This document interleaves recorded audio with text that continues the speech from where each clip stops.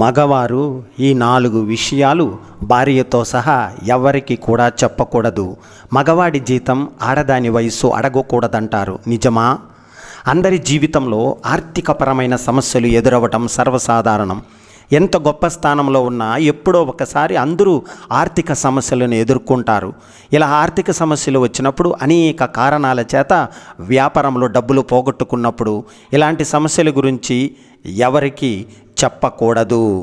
ఆర్థిక కష్టాల గురించి ఇతరులతో చెబితే వారు మనపై సానుభూతిని, బాధను వ్యక్తపరుస్తారు. మనం ఆర్థికంగా కష్టాలలో ఉన్నామని మనతో దూరంగా ఉంటారు. పైగా ధన సహాయం ఎవరూ చేయరు. కాబట్టి ఇలాంటి విషయాలను ఎదుటి వారితో చెప్పకూడదు. ఇక ఆరోగ్య సమస్యల గురించి, మీకు బాధ కలిగించే విషయాల గురించి ఇతరులతో చెప్పకపోవడమే మంచిది. ఒకవేళ చెబితే మీ ఆరోగ్య సమస్యల గురించి అందరితో చెప్పి మిమ్మల్ని నలుగురిలో కించపరచడానికి ప్రయత్నిస్తారు. ఇలా జరగడంతో సమాజంలో మీ గౌరవ మర్యాదలు తగ్గిపోతాయి.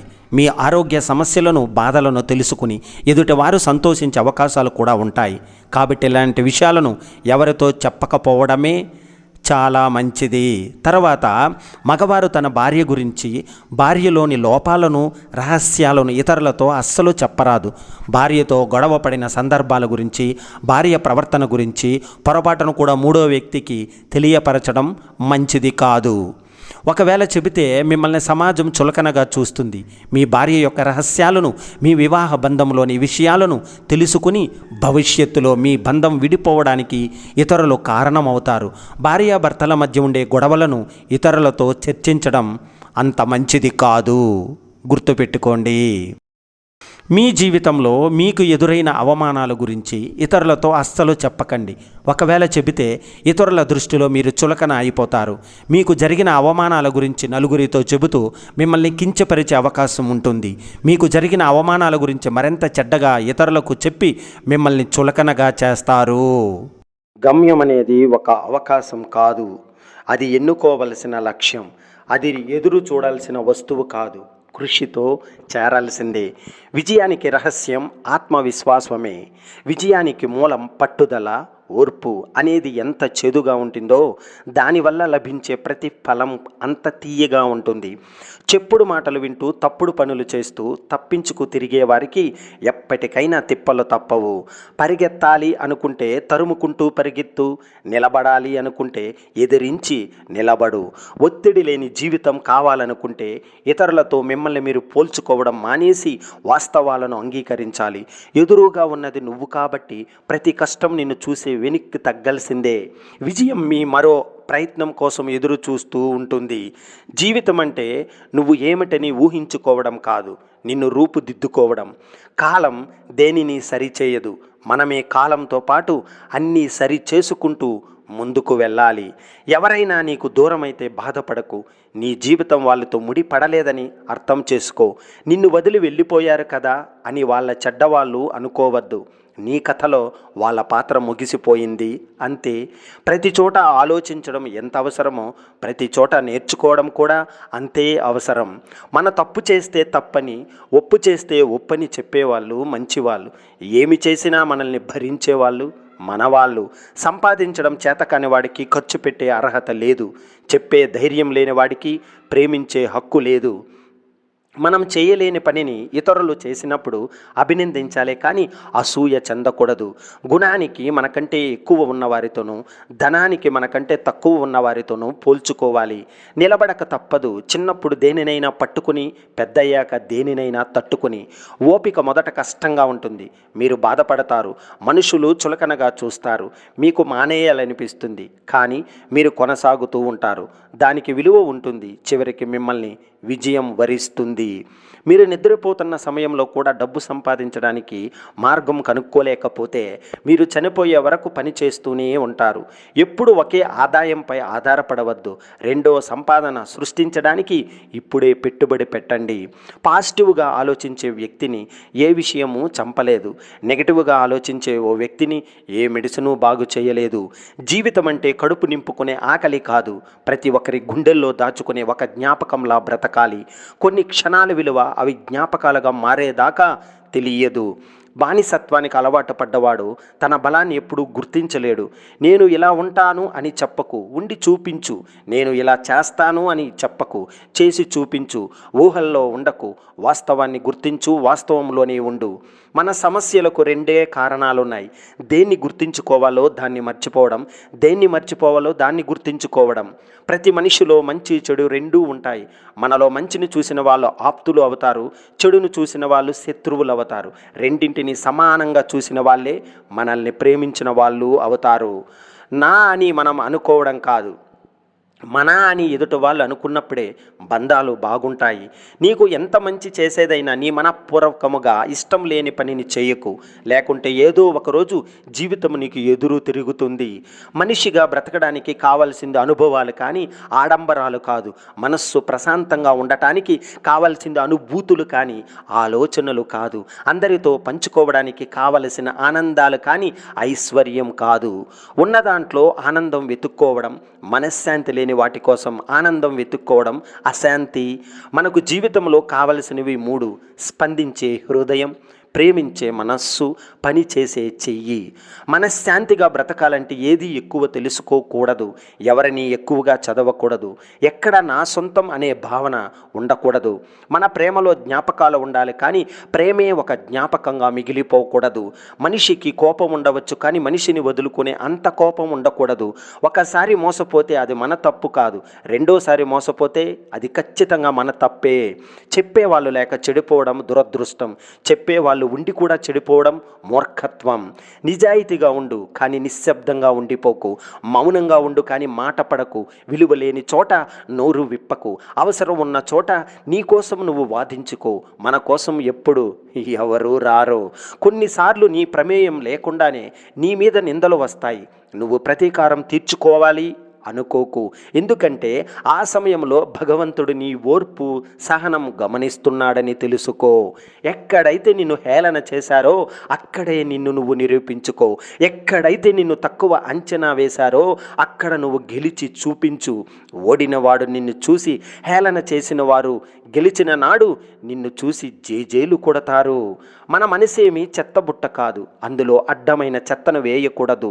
మన మనసులో మనకు సంబంధం లేని మనుషుల విషయాలు ఎంత తక్కువ ఉంటే మనం అంత మనశ్శాంతిగా ఉంటాము. నీవు నీ 100 ఏళ్ళు జీవితాన్ని పెద్దదిలా చూస్తే అందులో ఉన్న సమస్యలు కూడా పెద్దవగానే కనిపిస్తాయి. నీ జీవితాన్ని నువ్వు చిన్నదిగా భావించి చూడు, అందులో సమస్యలు కూడా చిన్నవగానే అనిపిస్తాయి. ఎంత డబ్బున్నా ఆ డబ్బుతో కూడా కొనలేని ఎన్నో ఉన్నాయి అని గమనించాలి. 3 వేళ్లతో దానం చేస్తే 5తో తినగలం, 10 వేళ్లతో సహాయం చేయగలిగితే బదులు 1000 సంపాదించగలవు. ఒక బలహీనమైన వ్యక్తిని బలహీనంగా చేస్తుంది, ఒక బలహీనమైన వ్యక్తిని బలవంతుడిగా చేస్తుంది. అదే ఆత్మవిశ్వాసం. క్షణం బాగుంది అనుకునే లోపే మరో క్షణం కన్నీళ్లు పెట్టేస్తుంది జీవితం. ఎలా ముగుస్తుందో కాలం పెట్టే పరీక్షలో జీవితం అనే ఆఖరి పేజీ చివరకు తెలియని సమాధానమే జీవితం. మనం చేయాల్సిన పనులు తెలుసుకోవడం ఎంత ముఖ్యమో చేయకూడని పనులేవో తెలుసుకోవడం కూడా అంతే అవసరం. రక్త సంబంధం ఉన్నా లేకపోయినా ఆసరాగా నిలిచే వారి మనిషికి నిజమైన బంధువులు. పెదవిపై నవ్వు, పిలుపులో ప్రేమ, చేతిలో సహాయం, మనస్సులో మమకారం, ఇవే మానవత్వానికి మార్గదర్శనం. నీలో భక్తి పెరిగితే దేవుడిని చూడాలని కోరిక ఉంటుంది. నీలో దానగుణం పెరిగితే ఆ దేవుడికే నిన్ను చూడాలని కోరిక ఉంటుంది. ఇల్లు ఎంత పెద్దది అని కాదు, ఇంట్లో ఎంత సంతోషంగా ఉన్నామనేదే ముఖ్యం. మన మనస్సు విశాలం చేసుకునే కొద్దీ సంతోషాలు మన సొంతమవుతాయి. నీవు సంతోషంగా బ్రతుకు, నిన్ను నమ్మిన వారిని సంతోషంగా ఉంచు. కింద పడకుండా ముందుకు సాగడంలో గొప్పతనం లేదు, కానీ కింద పడిన ప్రతిసారి లేచి నిలబడి ముందుకు సాగడంలోనే గొప్పతనం ఉంది. మంచిది చెడ్డదని ఏ రోజు పేరు తగిలించుకుని రాదు. రోజు మంచిగా మారాలి అన్నా చెడ్డగా మారాలన్నా నీ ఆలోచనలే కారణం. ఏమి జరిగినా పాజిటివ్గా ఆలోచిస్తే ప్రతిరోజు మంచిది. పచ్చనోటు ముందు పలుచునైపోతున్నాయి బంధాలు, ధనం ముందు గుడ్డిదైపోతూ ఉంది గుణం, ఆస్తుల ముందు ఆవిరైపోతున్నాయి ఆప్యాయతలు.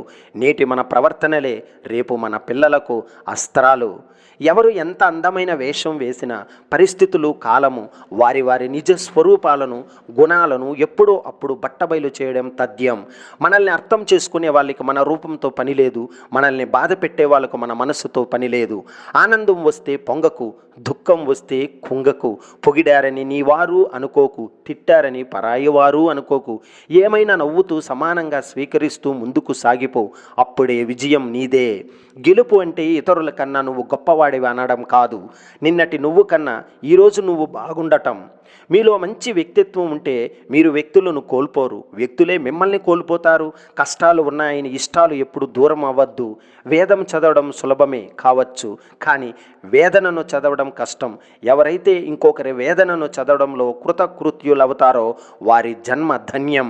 నిన్ను తక్కువ చేసి మాట్లాడినప్పుడు మౌనంగా ఉండటం, తిట్టినప్పుడు కోపాన్ని చూపించకుండా ఉండడం, పొగిడినప్పుడు గర్వంతో విర్రవీగకుండా ఉండడం నేర్చుకోవాలి. నువ్వు నేర్చుకున్న ప్రతిదీ నిన్ను ఒక్కో మెట్టు పైకి చేరుస్తాయే తప్ప ఎప్పటికీ కింద పడిపోయేలా చేయవు.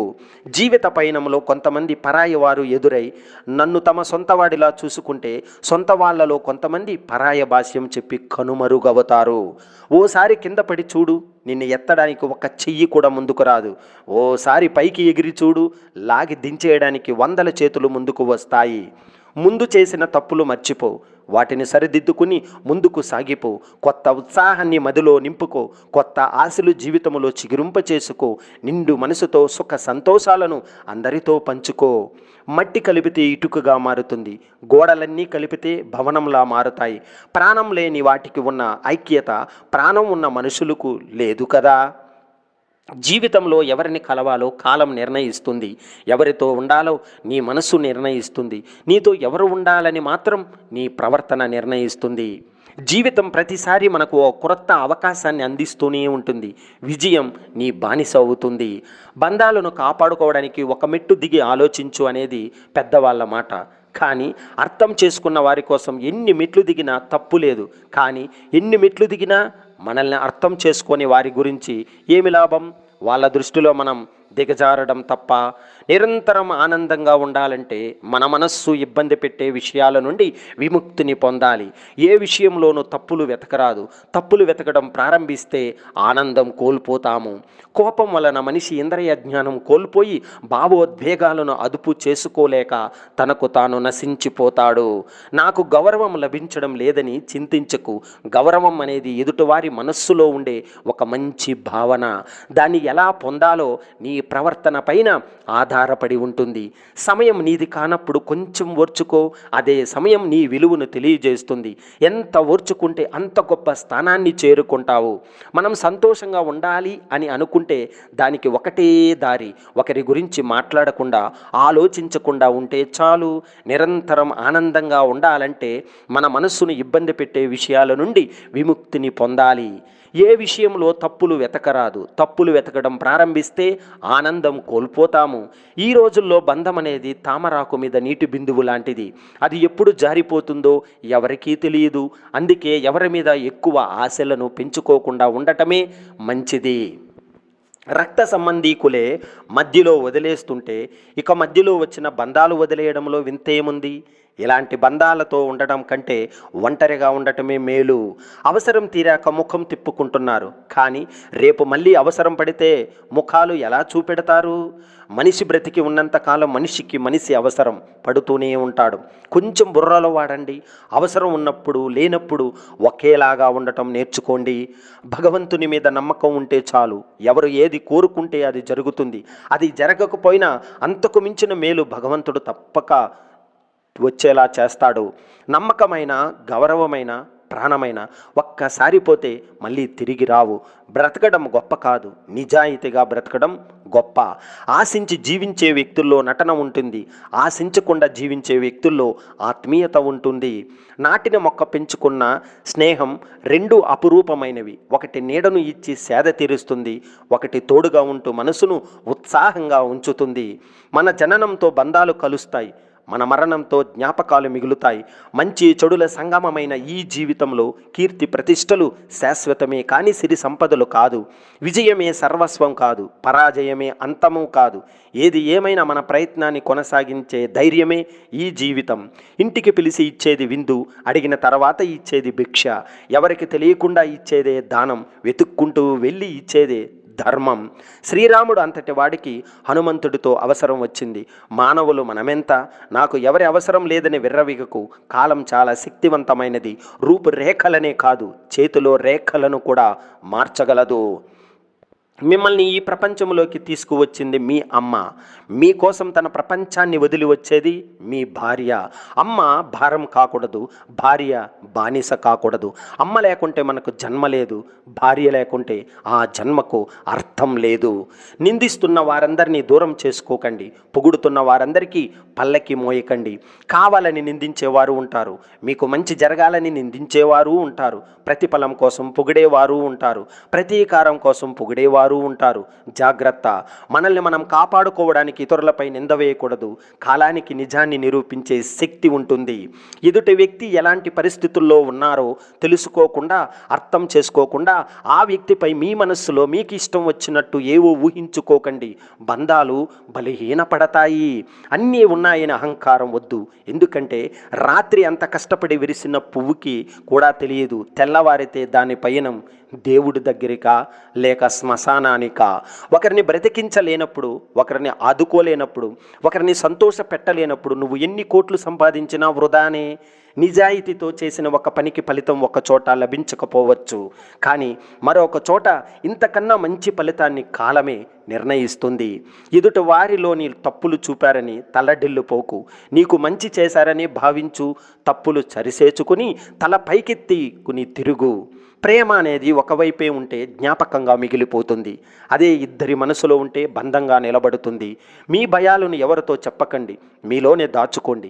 మీ ధైర్యాన్ని మాత్రం నలుగురికి చెప్పి అందరితోనూ పంచుకోండి. కాపురం గుట్టుగా సాగాలంటే రాజీ పడటం కూడా నేర్చుకోవాలి. మనసు లేని కాపురంలో మానసిక వేదన తప్పదు. నోటిలో నాలుకకి ఒక్క ఎముక లేకపోయినప్పటికీ అది మనిషి శరీరంలో ఎముకలన్నీ విరిగిపోయేలా మాటలతో బాధ పెట్టగలదు. సరి అయిన తండ్రి, సరి అయిన భర్త దొరకని ప్రతి అమ్మాయి కూడా అనాథే అవుతుంది. కారణాలు లేకుండా వచ్చే కోపాలు, మనసులు తాకే మాటలు ఒక మనిషిని చాలా బాధ పెడతాయి. ఒక మంచి పుస్తకం, ఒక మంచి వ్యక్తి అంత తొందరగా అర్థం కాదు, లోతుగా చదవాల్సిందే.